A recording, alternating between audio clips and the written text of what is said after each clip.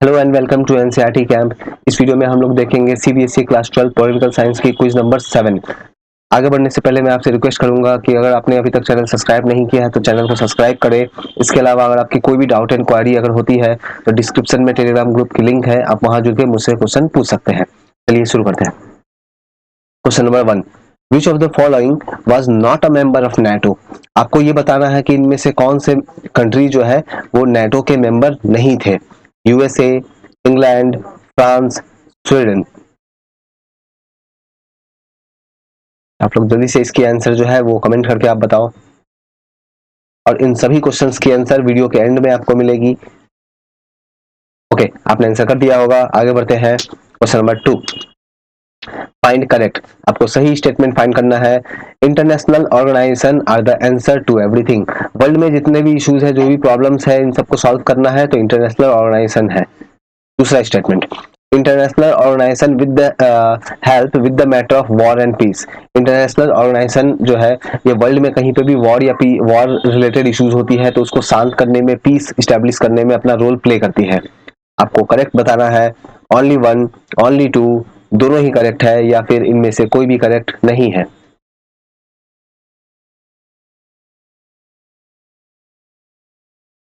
Okay, आगे बढ़ते हैं। Question number 3, in a democracy major decisions should be taken or at least approved by Supreme Court, people of India, United Nations, all religious leader। तो correct statement बताना है।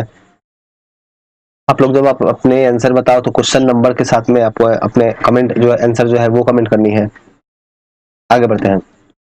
The Berlin wall symbolize the division between capitalist and democratic world, capitalist and communist world, first world and third world, none of these।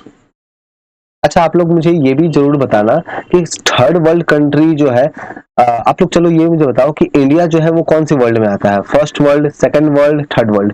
आप लोग ये भी जरूर comment करके मुझे बताना। आगे बढ़ते हैं। क्वेश्चन नंबर 5, असर्शन रीजन है ये। India is a land of diversity. Reason, its people spoke different languages and followed different culture and region। आपको करेक्ट आंसर बताना है। आप 10 सेकंड टाइम लो।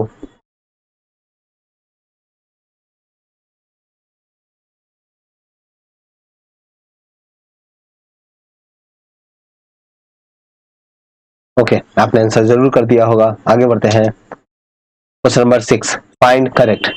लेफ्ट ऑफेंट refer to those who are in favour of rich. तो left left party की बात कर रहे हैं, बेसिकली हम लोग लेफ्ट आइडियोलॉजी की बात कर रहे हैं, तो उनको बोलते हैं जो जनरली रिच को फेवर करते हैं। Statement 2, left support government policy for the benefit of poor section. जो हमारे सोसाइटी के जो गरीब है सेक्शन है उनके सपोर्ट में आते हैं अगर गवर्नमेंट कोई पॉलिसी लेके आती है तो। आपको कमेंट बताना है, करेक्ट बताना है। Only one, only two, both या फिर नन। आगे बढ़ते हैं। The island country that received both diplomatic and financial aid from Soviet Union was। Cold war के दौरान हम लोग देखेंगे कि एक आइलैंड कंट्री जिसको सोवियत यूनियन ने काफी मदद पहुंचाया, वो कौन सी कंट्री है? Japan, Cuba, Sri Lanka, Norway.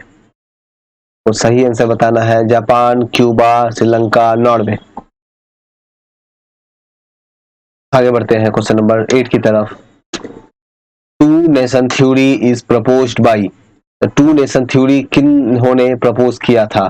Option A Congress, then option B Muslim League, option C Bharatiya Jansangh, या फिर option D none of these, इनमें से कोई भी नहीं। आपको करेक्ट आंसर आपको बताना है यहाँ। आगे बढ़ते हैं। Question number 9, which communist country was not a part of Warsaw pact. इनमें से कौन सी कंट्री है जो वॉर्सो पैक्ट की उसमें शामिल नहीं थी? Option A Hungary, option B Yugoslavia, option C western Germany, या फिर ऑप्शन डी फ्रांस। आपको करेक्ट स्टेटमेंट आपको बताना है। ओके, आगे बढ़ते हैं। Question number 10, what is the full form of USSR? बहुत ही आसान सा क्वेश्चन है, अगर आपने चैप्टर को रीड किया होगा तो बिल्कुल पता होना चाहिए। तो union of Soviet socialist republics, united Soviet socialist republics, unity of Soviet socialist republics, या फिर union of Soviet socialist regions. Correct answer आपको बताना है। बहुत ही आसान सी ये क्वेश्चन है।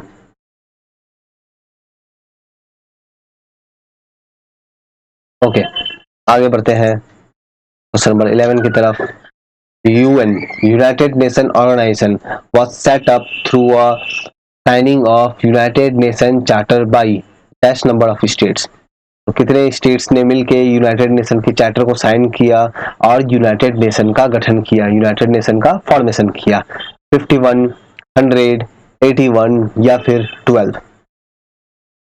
आप चलो, आप एक काम करो, आप इसके साथ मुझे ये भी आप बताना कि यूनाइटेड नेशन की हेडक्वार्टर कहाँ पे है। आप ये कमेंट करके मुझे बताना कि इनकी यूनाइटेड नेशन जो है इसके हेडक्वार्टर कहाँ पे है। ओके, आगे बढ़ते हैं क्वेश्चन नंबर 12। फाइंड इनकरेक्ट, आपको इनकरेक्ट स्टेटमेंट फाइंड करना है। After the partition there were large scale migration of minority from Pakistan only. Partition के बाद जब हमारी कंट्री के पार्टीशन हुई थी उस समय बहुत ही लार्ज स्केल पे माइग्रेशन हुआ था माइनॉरिटीज पीपल का सिर्फ पाकिस्तान से। Option statement 2, violence with minority was temporary and was control soon. तो जो भी माइनॉरिटीज के साथ में वायलेंस हो रही थी ये बहुत ही टेम्पररी थी, ये बहुत ही कुछ समय के लिए ही ये था, उसके बाद में इसे कंट्रोल कर लिया गया था बहुत ही जल्द। आपको इनकरेक्ट बताना है, only one, only two, both या फिर नन ऑफ दिस। आप 5 second time low.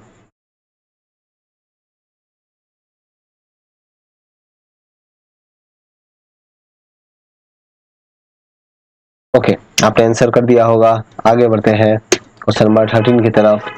What kind of alliance was the Warsaw pact? Warsaw pact किस तरह की अलायंस थी? Economic alliance, NAM alliance, military alliance या फिर नॉन ऑफ दिस? इनमें से कौन सा ऑप्शन करेक्ट है आपको वो बताना है।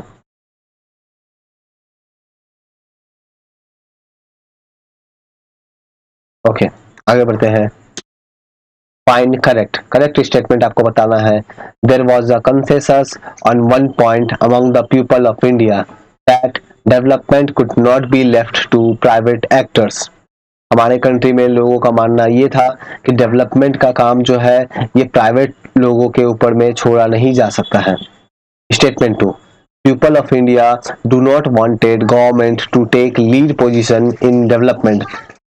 तो स्टेटमेंट 2 ये रहा। आपको इन दोनों स्टेटमेंट में से करेक्ट स्टेटमेंट कौन है ये बताना है। ओनली वन, ओनली टू या फिर बोथ या फिर नन? पहला करेक्ट है, दूसरा करेक्ट है, दोनों ही सही है या फिर इनमें से कोई भी सही नहीं है? Next is question number 15।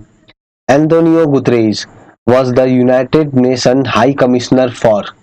तो हमें पता है कि ये सेक्रेटरी जनरल थे, लेकिन उससे पहले ये इनका वर्क क्या रहा था यूनाइटेड नेशन में? तो ये हाई कमिश्नर थे रेफ्यूजी के। Option B, communication and public information, option C global warming या फिर ऑप्शन डी न्यूक्लियर टेक्नोलॉजी। इनमें से कौन सा ऑप्शन सही है आपको ये बताना है। आगे बढ़ते हैं। ये असर्शन रीजन है।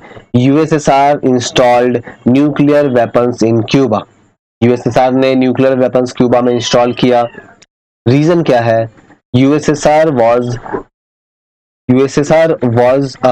पार्ट ऑफ, यहाँ पार्ट होना चाहिए, part of allied force during world war two. USSR जो है वो अलाइड फोर्सेस का पार्ट था वर्ल्ड वॉर टू के दौरान। आपको इनमें से करेक्ट स्टेटमेंट जो है आपको ये बताना है। आप 10 सेकंड का टाइम लो, आप करेक्ट स्टेटमेंट बताना मुझे।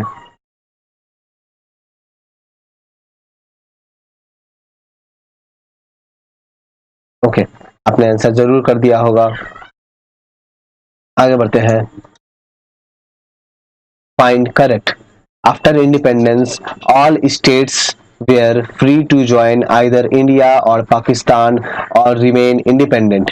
इंडिपेंडेंस के बाद में जो स्टेट्स थे, जो प्रिंसली स्टेट्स जो थे, प्रिंसली स्टेट्स की बात हो रही है, तो उनके पास ऑप्शन था कि वो इंडिया को ज्वाइन करे, पाकिस्तान को ज्वाइन करे या फिर इंडिपेंडेंट रहे। Statement 2, this decision was left to the people of states, princely states. ये जो डिसीजन है ये प्रिंसली स्टेट्स के लोगों के ऊपर छोड़ दिया गया। करेक्ट आपको बताना है only one, only two, both या फिर नन। हमारे क्वेश्चन नंबर 18 की तरफ बढ़ते हैं। Soviet invasion of Afghanistan was done in, Soviet ने अफगानिस्तान के ऊपर कौन से ईयर में चढ़ाई की थी, इन्वेड किया था? 1989, 1969, 1991 या फिर 1979?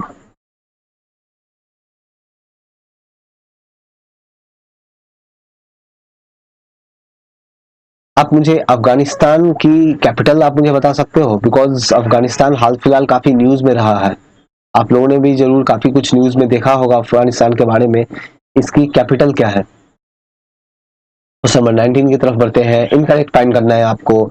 Almost every country is agreed that reform of the organization's structure and process and review of the issue that fall within the jurisdiction of organization are necessary। यहाँ पे यूनाइटेड नेशन की रिफॉर्म की बात की जा रही है, तो ये स्टेटमेंट है। दूसरा स्टेटमेंट है on the reform of structure and process the biggest discussion has been on the functioning of general assembly. ये हमारा स्टेटमेंट 2 है। आपको इनमें से इनकरेक्ट बताना है। ये दो स्टेटमेंट जो है ये यूनाइटेड नेशन के बारे में दिया गया है, इनमें से कौन सी ऑप्शन जो है वो इनकरेक्ट है? Only one, only two, both या फिर नन? और हमारा लास्ट क्वेश्चन असर्शन रीजन है ये। K N Raj involved in drafting the plan argued that India should hasten slowly development for the first 4 decades। Reason इसका क्या है? A fast rate of development in India might endanger democracy. बहुत तेजी से अगर development होता है हमारे कंट्री में तो ये हमारी डेमोक्रेसी के लिए खतरा हो सकता है, ये कहना था के एन राज का। तो आप मुझे बताओ इनमें से कौन सा ऑप्शन जो है वो करेक्ट है? अब इसके बाद हम लोग जो है इसकी आंसर, इन सभी क्वेश्चंस की आंसर देखेंगे। जो अभी तक हम लोगों ने 1 से लेकर 20 तक हम लोगों ने जो क्वेश्चंस जो देखे हैं इन सभी के आंसर्स को देखेंगे। आप लोग अपने स्कोर जो है वो कमेंट बॉक्स में कमेंट करके आप लोग मुझे जरूर आप मुझे बताना। ओके, और जिसके अलावा अगर आपकी कोई भी डाउट इंक्वायरी होती है तो आप टेलीग्राम ग्रुप में आप मुझसे आके क्वेश्चन पूछ सकते हो।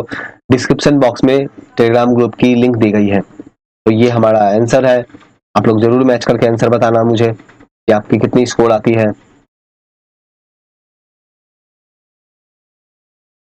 ओके, तो आज यहीं तक रखते हैं। Thank you.